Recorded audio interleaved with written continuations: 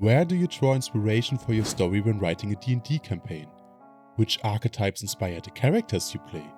And what media do you reference to your players to set the mood and get everyone on the same page?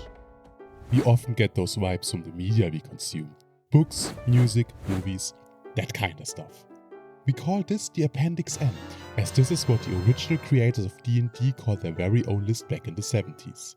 Of course, in the 70s they didn't have video games yet. I mean they did, but I'm unsure what a fantasy epic inspired by Space Invaders and Pong would even look like. Luckily, we've left the dark ages of the 70s behind us long ago and have a huge library of great video games at hand to spark our creativity. And I personally associate strong emotions with some of these games that I've spent countless of hours in. And that's why today I want to see what lessons we can learn from one of my all-time favorites. And if you've read the title or looked at the thumbnail before clicking the video, you already know what game this is. The Legend of Zelda Majora's Mask for a Nintendo 64. I've pretty much always been a huge Zelda fanboy, and even if you aren't, you're probably aware that Zelda games aren't exactly role-playing games. Majora's Mask might not feature a leveling system or dialogue choices, but it's a game that has a cool setting, a dark tone, and there are aliens. Little warning, this video will contain spoilers for a game that is now pretty much exactly 25 years old. So, with that said, in case you don't know what Majora's Mask is about, let me quickly summarize the story for you. The game starts with our protagonist Link. He's riding his horse, looking for a friend, until suddenly he gets ambushed by an imp wearing a weird mask. The imp steals Link's ocarina as well as the horse and rides off. So we chase Skull Kid and fall into a different dimension. But stuff is about to get much, much worse. Skull Kid reveals that he killed our horse and that he's going to curse us now. Cue Acid Horror Trip.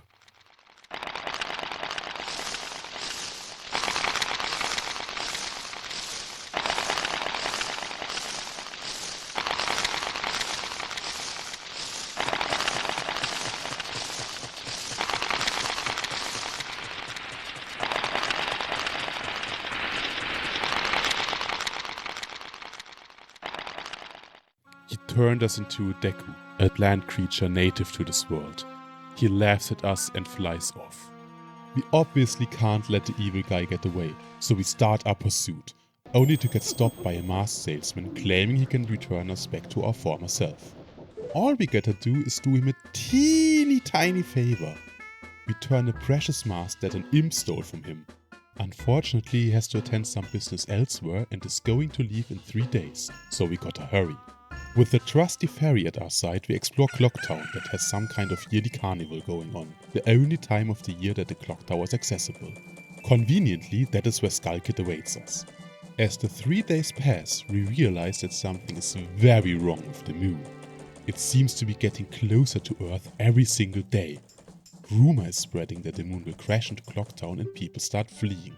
As the clock strikes midnight on the final day, the tower opens and we can finally face Skull Kid, who promptly informs us that if we were to take a look at the sky, we'd already know that we are too late. He taunts us. If we think this is something that can be stopped, then we are free to try. We manage to get our ocarina back and have a little flashback scene, teaching us a song that grants us the protection of the goddess of time. And as we play it, we get sent back to the dawn of the first day. And we finally realize that this is Groundhog Day, the game. After our fairy friend points the obvious out to us, which is, by the way, the only thing she ever really does in this game, we get to the masked salesman and present our instrument. He promptly pulls a huge organ out from his pocket and teaches us a song that heals the soul and turns us back into a human. And with the curse broken, we can finally leave this wretched place. If it wasn't for that little problem of, you know, the moon crashing into friggin' Earth.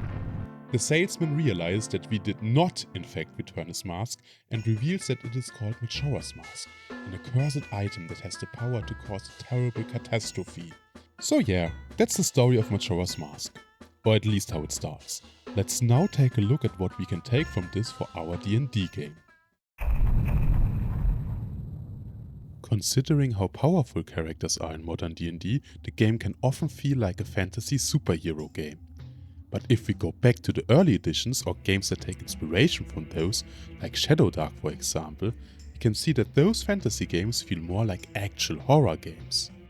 Characters, at least at the early levels, are pretty squishy and can find their demise around every corner. But I guess power level is the difference between horror and action to begin with. Imagine for just a moment what living in such a fantasy world is actually like. Monsters lurking in the wilds, spreading terror in their domains.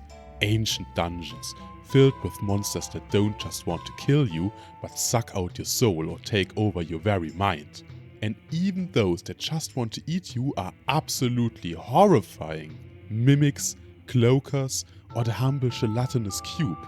Sure, they have stats and you can kill them, but imagine actually encountering one of those. You walk through a dungeon and suddenly you are engulfed in transparent slime. You gasp for air, but your lungs fill with liquid, all while the acidic ooze starts digesting you. Ew. And despite the world being as horrific as it is, we still have time for silly banter and making fun of the situation. I mean, at least my group does. And from what I've seen on the internet, other groups do as well. We just bumble through this world as if it were just a game to amuse us. This dichotomy is very present in Majora's Mask as well. The story is extremely serious, of course. The moon is gonna crash into Clocktown and people are fleeing, seeking shelter. But where exactly are they supposed to go? I feel like the moon crashing into Earth would wipe out all life as we know it. There's probably a Kurzgesagt video on that. While our hero lived through those nightmarish 3 days, a grim reminder appears on our screen every 12 hours.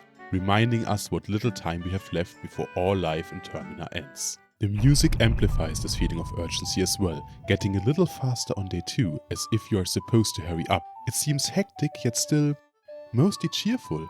And on the final day it gets faster yet again with a foreboding element in the background, as the world as well as your screen are shaken by earthquakes every few hours. But we'll leave the music for later, because there are so many other things in this game that are downright creepy. Like this one. If you don one of your transformation masks, Link screams in what I can only assume is terrible agony. Probably because those masks house the ghosts of dead people. One of which we encounter right at the beginning of our journey, while another one dies right in front of our eyes. After taking a break from dying for a minute to rip a metal solo on his fishbone guitar. A musician always has energy for that. At least the Goron one is kinda wholesome. It includes putting a restless spirit to, well, rest. And we witness his people celebrating him as a great hero. Also, why is there a ghost hand coming out of the toilet and asking for paper? What could it possibly need that for? Oh. And not to forget the most hideous and creepy thing of them all. What is this abomination? During the final hours of the last day, you can encounter several of the characters scared out of their mind. Those that haven't vacated the city, that is, as most of the shops are abandoned. The guards are staring up at the sky, obviously scared but unable to abandon their post. The Swordmaster is in high spirits though, boasting how he will cut the moon in half. Until the final 6 hours, when we find him curled up in a secret room of his dojo, praying for his life. Not exactly the kind of scene you would expect to find in a Zelda game. Just like the one with these recurring mini-bosses, the Garrow. We don't know much about them, since they commit honorable seppuku after losing a battle, and they do that with a fucking bomb. Definitely rated E for everyone. And we haven't even talked about the girl who is getting lobotomized by aliens yet. More on that later. But like a good game of D&D, Majora's Mask manages to strike a balance between creepy vibes and funny, sometimes even silly scenes. Like this face Link is pulling when Skull Kid plays on his ocarina. And Skull Kid's half-ass attempt to hide it. Behind your back? Seriously? And here we are once more talking about the Swordmaster. He has a reaction for each single mask in the game, usually a funny one. I wonder why he wants to keep this mask in particular though. What's so special about it? And here we got an ancient king and late game boss watching over a long forgotten kingdom and fending off invaders. His trusty soldiers take that job very seriously and get distracted by playing a silly song, dancing to it. I love it, but I think the zombies do a slightly better job. The king himself is not fooled that easily though. He immediately realizes that we are an intruder, after only a little moment of confusion that is. And when he is defeated, we get to witness this scene.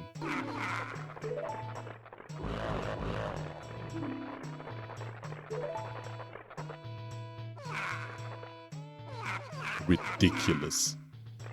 The silly characters and the colorful world never diminish the serious nature of the setting though. A balance I personally find hard to strike. On one hand, I want my players to take the world we play in seriously. On the other hand, comic relief in a tense, emotional game really helps remembering that at the end of the day we're all playing to have fun. That's why I think we can take a lot of inspiration from Majora's Mask, as this game seems to strike the balance just perfectly. Let's tackle a question as old as time itself now. How do we get our players to be invested in our D&D game? The best way to do that is showing them that they have an impact on the world, by showing them their actions matter, like heroes in a doomed land bringing hope and saving those in need. In a video game like Majora's Mask, we obviously don't have the complete freedom that TTRPGs offer, but we still impact the world in a meaningful way. Let's look at the main quest first before we finally get to the alien invasion, to the side quests. Termina is divided into 4 lands and Skull Kid has caused the people of this world quite severe distress. The swamp has been poisoned, the Deku princess kidnapped and an innocent monkey will be cooked for the crime. Literally. The mountain area has been struck by eternal winter and those poor dwarves, Gorons, are soon gonna freeze to death. The elves, Sora on the other hand, are going to starve because the ocean has become warm and murky, I guess. Oh, and also the eggs have been stolen by pirates. And last but not least, the Ikana Canyon is haunted by the living dead. And not just that, look at what happened to this poor guy. But we are a hero and get to save every single soul in Termina and get rewarded by these heartwarming moments. We return the princess safely and save the foolish monkey from a cruel fate. It's just one single monkey, but today we saved his life. We unfreeze the mountain and witness spring returning to the land. All of the previously frozen Gorons are freed from their icy prison. And with that done, we have time for the really important things. Racing minigames. When we return the Zora eggs, they finally hatch into tadpoles and teach us a song. Aww. Also, the band is back together and can perform for the carnival after all. So the festivities are saved as well. Oh, yeah, there was the thing with the moon. We free the Ikana Canyon from the hungering dead, and we can heal the poor guy to return him to his human form. It's so nice to see father and daughter being happy again. What's that, Tuttle? Yeah, you're right, that's their moment. Let them have it.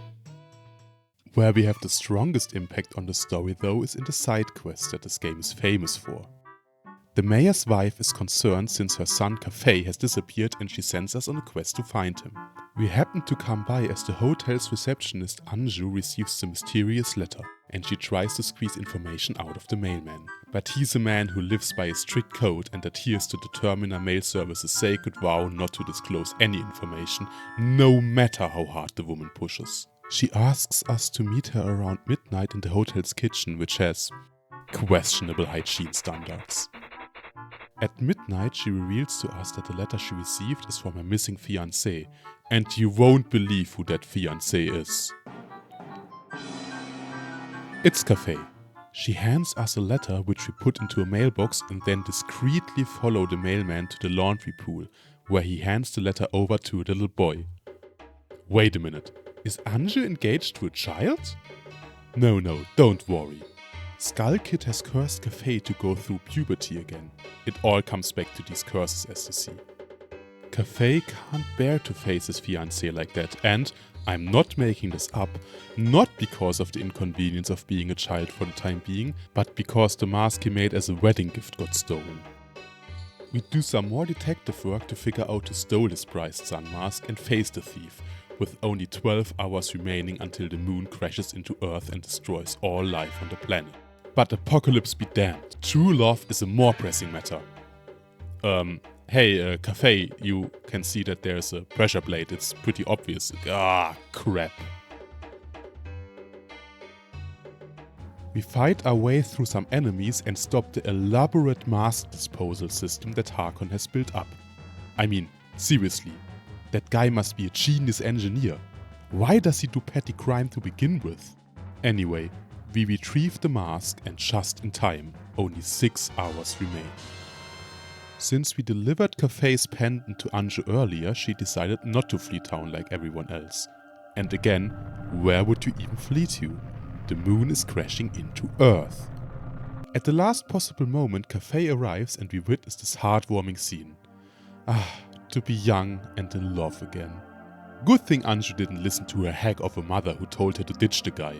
Yeah, on day 2 she tries to talk her into running to Romani Ranch, where they would have died anyway, I assume. Cool side quest, but why do I bring it up?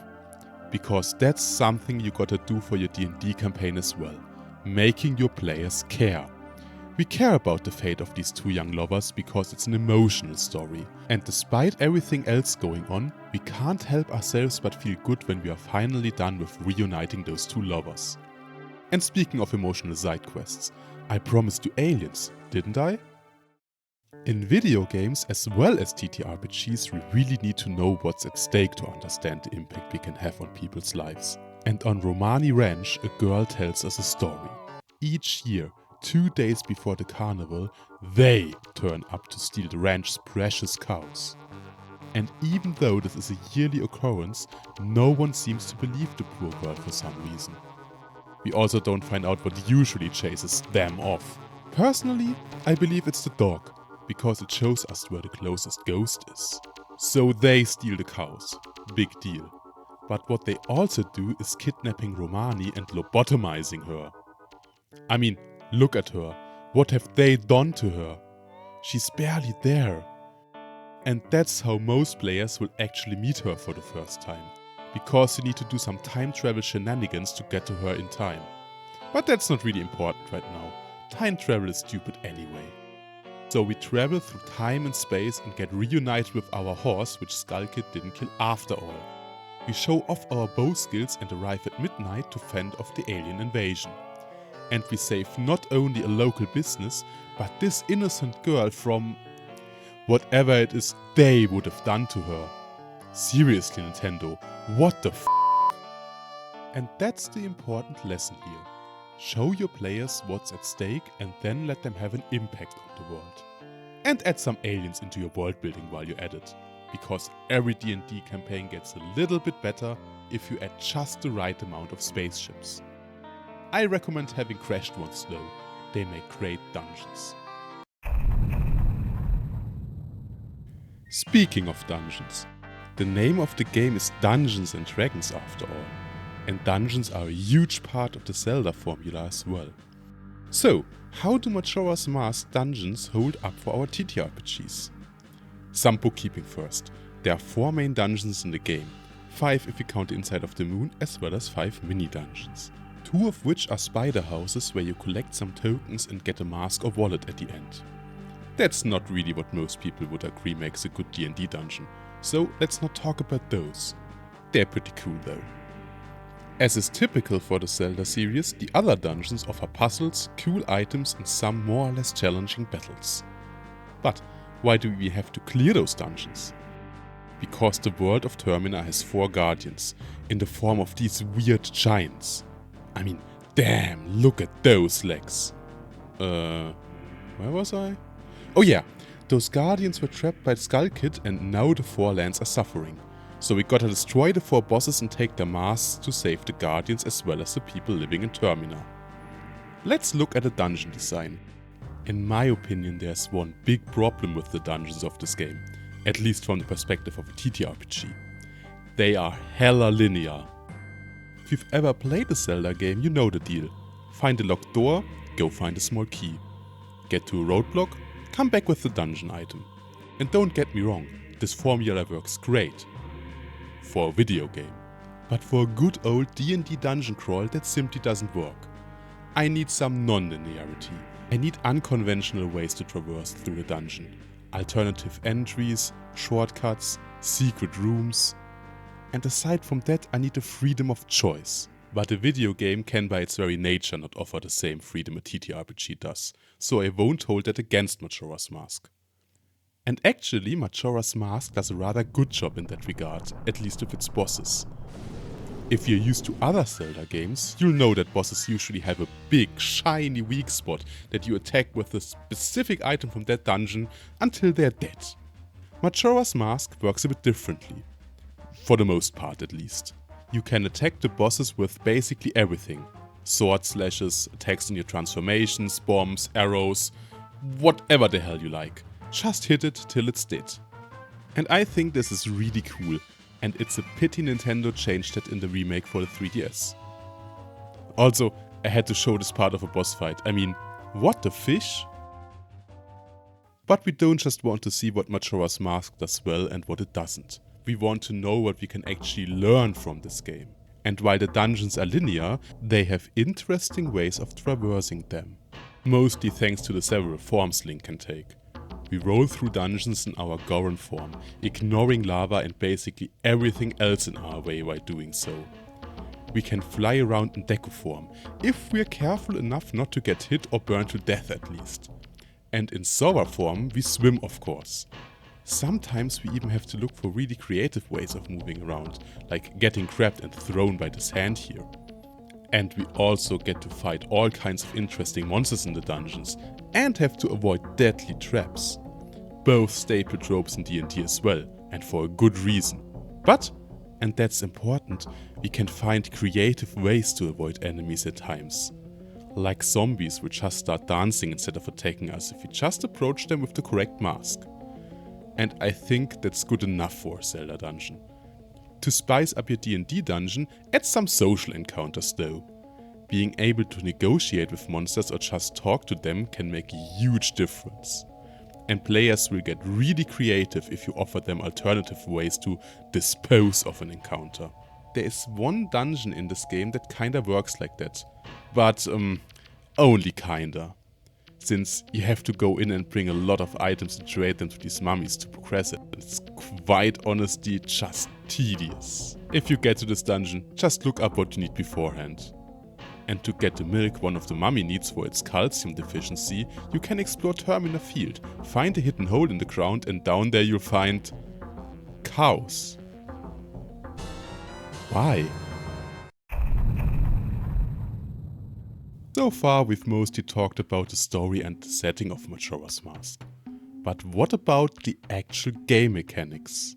And if you have ever tried to convert any mechanics from a video game to a role-playing game, you know that it's a pretty hard thing to do and usually doesn't work too well. At least that's my experience. If you've got some good ways to do that, let me know in the comments. I would genuinely like to hear how you did that without it feeling really out of place. That being said, I think we can still take some lessons from this game, especially considering two things: time travel and character progression. And we start with the former, because that's the easier part to tackle. There are many different ways to write time travel stories, and most of them have one thing in common. They require the characters to follow a tight script. Naturally, that's something that works great for a novel or a TV series. But in role-playing games, we want our players to have complete freedom, and the whole shtick of something happening which the players later cause when traveling back is just really hard to pull off. I think it's basically impossible. Luckily, Majora's Mask uses a different approach. The Groundhog Day thing. So that's basically it. If you want to do time travel in a TTRPG, Groundhog Day works. It's also a decent movie with Bill Murray, so go watch it. But please only after finishing this video. With that out of the way, let's talk about progression. In D&D, you probably know character progression as a leveling system. You know, picking abilities, increasing some attributes, that kind of stuff. I call this mechanical leveling. Your character gets better and you increase numbers on your screen or your character sheet. We got that in Zelda with heart pieces which increase your health. But we also got a different way of character growth. Diegetic progression. Which just means improvement grounded in the game world rather than its mechanics. Zelda does this mostly with, let's say, magic items to keep the D&D analogy somewhat intact. The magic items in this game mostly being masks, of course. It's the collectathon among the Zelda games after all. Some of those masks have very little impact on the game and only reward you with a single heart piece, while others allow you to move unseen and even transform into a different species of Termina to give Link a whole new moveset, allowing him to fly over chasms or to swim properly, and in an old 3D game with even worse underwater mechanics than modern games, that is quite a feat. Dungeon items of course include classics like the hookshot and the bow. And what would a bow be without magical arrows? I think the ice ones are cool because, I don't know, I think the footage here speaks for itself. So, what's the big takeaway from this? Big numbers aren't everything. Your players can interact with the world in different ways. Finding weird items in dungeons, making allies and taking them along as retainers, or befriending mighty factions and individuals offering the party soft power are legit ways to offer character progression without numbers simply going up. There's one more thing that is relevant in Zelda games and something that a lot of GMs also seem super interested in. What mechanics should you use for minigames? I have to admit that personally I can't stand minigames, neither in video games nor in TTRPGs for that matter. However, I think there is a good way to implement them and there is a bad way to implement them. And luckily, Majora's Mask teaches us how to do it properly.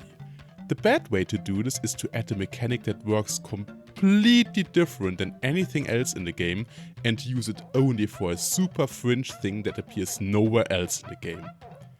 Usually that's done in fishing minigames, and thank God Majora's Mask doesn't have one of those. Unless you play the 3D remake. The minigames in Majora's Mask, I am hesitant to admit, are actually kinda fun. Like playing some basketball with bombs, or participating in a shooting gallery with terrible controls.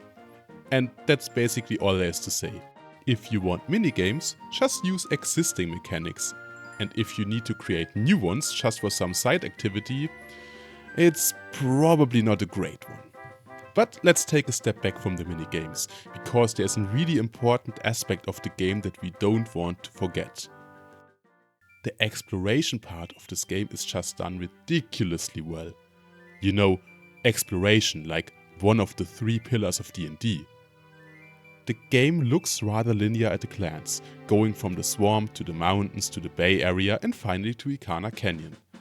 But if you know what you're doing, and again the game is 25 years old, you can just get important stuff like Epona and the transformation masks early and just move through the game as you please. So we have at least some freedom of choice. And that's how I present the world to my players as well. Monsters and people have their place in the world because they belong there. Not because they are an encounter waiting for level-appropriate player characters to pummel their face in. This little dungeon here is protected by an iron knuckle, basically the strongest enemy in the game, or at least one of the strongest ones. And I got there early with the shittiest sword and like 6 hearts. Might be a bit tougher than getting there at the appropriate time, but if I feel like it, I can try anyway. And by the way, this thing really hits like a friggin' truck. So consider doing that. If your players want to explore the world, just let them. And see how they manage. I think it's no secret that video game soundtracks work great for playing TTRPGs. And that the Zelda franchise has some of the best video game soundtracks is no secret either. So, I think it would be a crime to talk about this game without taking the music into account. I have already mentioned the subtle changes to the Clocktown theme as the story progresses earlier. While it is slow and rather upbeat on the first day, the second day it becomes faster, as if to remind us that we got something to do. Something is literally looming over us. But no reason to lose hope yet. It's still mostly cheerful. We can do this. We still have enough time to tackle all of our challenges and to kick Skull Kid in the butt. Then, on the third day, something is added. It is getting a little more hectic. The upbeat tone is still there, but there is a faint background noise, that same foreboding tone that is in Majora's theme. The world is about to end, and you know it. Earthquakes shake the world, the moon is getting closer, and your screen is shaking every now and again. Even though I love the soundtrack so much, I have to admit that I have mixed feelings about using music in D&D. How I do it is pretty simple. While I use music in my VTTs when running online games, in my in-person games I usually don't have any background music running. Firstly, because it's just super simple with VTTs out there, and secondly, because conversation just flows differently in person compared to online. I really don't feel like I need the ambience music when I'm running a game at home. And that out of the way, there are many great tracks to use as ambience in this game, and you've heard a nice selection while watching this video so far. At least I assume that I put them in when editing the video. I'm recording this before editing, obviously. And one of my favorite tracks that I sometimes use in my online D&D games is the Mayor's Meeting, which you are hopefully hearing right now. It's one of those soundtracks that really hammers down the sense of urgency, as well as the unresolved conflict hanging in the air. It's the soundtrack that plays while some of the citizens want to cancel the festival, while others insist of continuing as usually. They are at a standstill because the mayor is unable to make a decision. Until we come in with the lover's mask and save the day, or at least the town's meeting. They finally get to a compromise, which is that people who want to stay can stay, and those who want to flee shall flee. F***ing genius. And another song I really love is Deku Palace. It's an upbeat one, and you will hear it in the next session if you haven't heard it before, in which case you will just hear it again. We have talked about Zelda a lot by now, and I think there's only one last thing to take away from this game. I mentioned earlier that Majora's Mask is a collectathon. I mean, at least kinda. It's probably the Zelda game with the most side quests, and while we've already looked at 2 very different ones, there's a plethora of them as well as 52 heart pieces to collect. And I have had a lot of fun replaying the game for this video, but I really didn't feel like collecting everything. Life as an adult is kinda busy after all. But nevertheless, I couldn't help myself but collect the main thing the game is about, the 24 different masks. Almost each of which is connected to some kind of side character with their own little story. But we don't really have the time to cover all of them. We have time to answer a simple question though. Why? Why do we collect all of those masks? What's in it for us? Helping people obviously should be its own reward, but there's another thing. At the very end of the game, they're going to give us an item that makes the last boss easy. And I mean, piss easy. After beating the 4 main dungeons of the game and collecting all of the masks, we finally get to the clock tower at midnight of the final day to face Skull Kid. We climb the stairs as the fireworks start and play the song the Guardians have taught us, the Oath to Order. Oh yeah, I kinda skipped over this earlier. The exact lore about those giants is hidden behind the side quests, but with the correct mask we can talk to the old lady who revealed to us the Skull Kids and the giants used to be friends. Unfortunately, Skull Kid took it rather badly when the giants departed to protect the world or something insignificant like that. However, the giants gave a promise to the people of Termina, to return for protection whenever they are in dire need. And, I mean, looking at the sky, now's as good a time as any. So we call them and they arrive in super slow motion, which makes sense. They have very long legs and like have to be careful not to step on stuff. And anyway, they arrive to stop the moon. And everyone lived happily ever after. Aside from, of course we don't. Plot twist. Skull Kid isn't the bad guy behind everything. It is the mask he's wearing. Who could have seen that coming 25 years after the game came out? And the mask is ready to destroy the world and everyone in it. So it is on us. We're gonna go and stop that menace once and for all. But first, since we collected all the masks, we get to play hide and seek with those creepy kids. And then we we finally get it. The big reward for collecting all of those masks is another mask! And not just any mask. It's the mask of the fierce deity, which makes us an adult and turns the last boss into a cakewalk. And quite honestly, I think this is okay. It's okay in this scenario, and it's also okay if it happens in D&D. If your players get completely stocked up, overlevel, amass armies, get the help from gods and dragons and what have you, just let that trivialize the final fight. You might have put a lot of work into that, but let the players reap their reward. They did everything for this moment, so let them have it. And with that said, I spent a lot of time collecting all of those masks, so I'm going to really enjoy melting Majora away with some well-placed sword beams. And that was it, The Legend of Zelda Majora's Mask and what we can learn from it for D&D. Please let me know what games or other media inspire your D&D campaigns in the comments. I'd really like to hear your thoughts. Also, this has been my longest video so far, so I really hope you enjoyed it. And if you did, feel free to leave a like and subscribe. And with that said, only one question remains. How in the world did those cows get there?